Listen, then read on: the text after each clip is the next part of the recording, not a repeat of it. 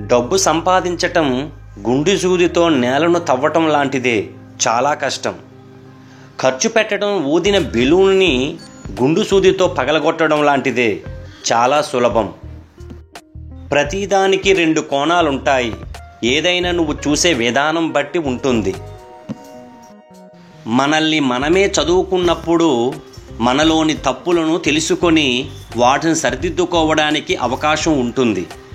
ఇతరులలో తప్పులు వెతకడం తప్పు. చెయ్యి పట్టుకొని నడిపించిన వాళ్ళని, చెయ్యి పట్టుకొని నడిచే వాళ్ళని ఎప్పటికీ మరవకు, వదలకు.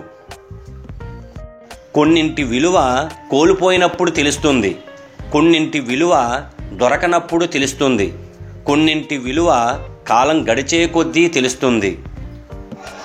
ఎదుగుతున్న వానికి చెయ్యి అందించు, అప్పుడే నీ ఎదుగుదలకు ఇంకోడు సహాయం చేస్తాడు. వాదిస్తాడు, వారిస్తాడు, విసిగిస్తాడు, వెనకేసుకొస్తాడు, ఆటలాడుతాడు, పోట్లాడుతాడు, పోరాడుతాడు, ప్రాణమిస్తాడు. పద్ధతి ఏదైనా నీ తోడు మాత్రం విడవడు, అదే స్నేహబంధం. జీవితమనే యుద్ధంలో గెలవడానికి ధైర్యాన్ని మించిన ఆయుధం లేదు. గుర్తుపెట్టుకోండి మిత్రమా.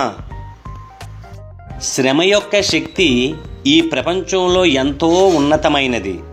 దానిని జయించే శక్తి వేరే శక్తికి లేదు. ఈరోజు నీ తల్లిదండ్రులను చూసే తీరును బట్టి రేపటి రోజు మీ పిల్లలు మిమ్మల్ని చూస్తారు. గుర్తుపెట్టుకోండి మిత్రమా. ఆకలి కడుపు, ఖాళీ జేబు, విరిగిన మనసు నేర్పినన్ని పాఠాలను జీవితంలో వేరెవరూ నేర్పలేరు.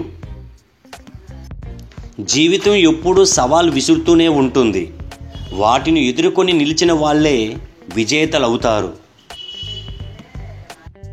అబద్ధానికి భవిష్యత్తు లేదు.